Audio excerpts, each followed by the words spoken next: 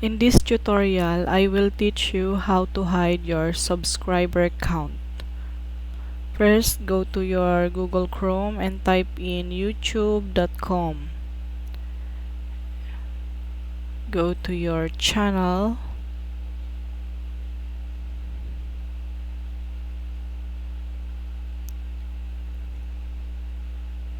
And then click on your picture and click your channel. Let us check your subscribers count. As you can see, it shows my subscribers count. So I want to hide it. So I will go to my picture again and I will go to YouTube Studio.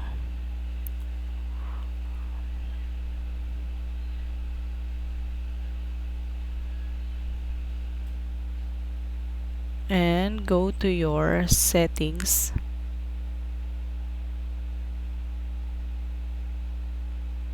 On the settings, click on channel and go to advanced settings. Scroll down and there you are, the subscriber count. You will uncheck this one, display the number of people subscribed to my channel.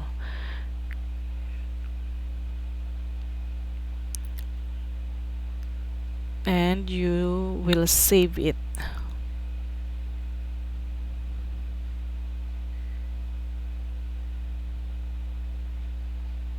Click save.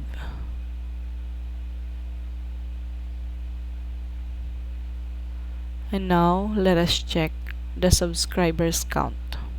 Go to your channel again.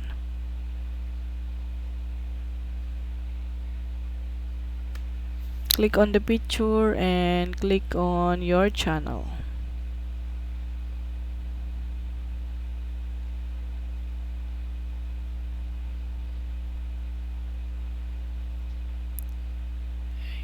As you can see, my subscribers count are hidden.